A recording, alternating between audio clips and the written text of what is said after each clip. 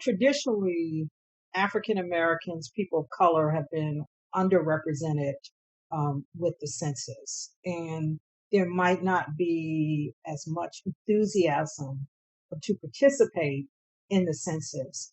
Can any of you just give us a sense of kind of where we are with the census and what purpose the census serves? Sure, I can speak to that briefly and give it to my other panelists. But the census is really critical because it counts our legislative representatives. It accounts for how many libraries, schools, and civic resources that all of our communities have. As far as traditionally non-counting, I did a project with the Muslim Public Affairs Council during the last census in 2010 because our communities, whether it be Muslim communities, Latino communities, African American communities, Asian American communities, Native American communities, we have a distrust of the government because they have taken our information and used it for nefarious means in the past and in the present.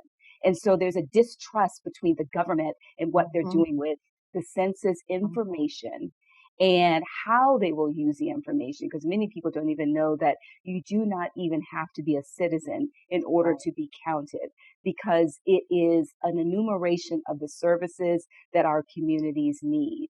And so that distrust is unfortunate, and I'm not sure that I have the solution to it. But what I do is I talk to the communities about why we need to participate. And I start by just talking to my family and letting them know what the impact of it is, and the fact that this collection of information is anonymous, and that when, right now we have our census enumerators going through the community until September 30th. Unfortunately, the federal government has pushed up the deadline for enumeration and changed it from October to September, which is unfortunate because our communities that are traditionally undercounted will be even less undercounted because there's less time in order to complete that enumeration. And many people do not participate via the internet because of the digital divide, and all of these other types of challenges that impact our communities.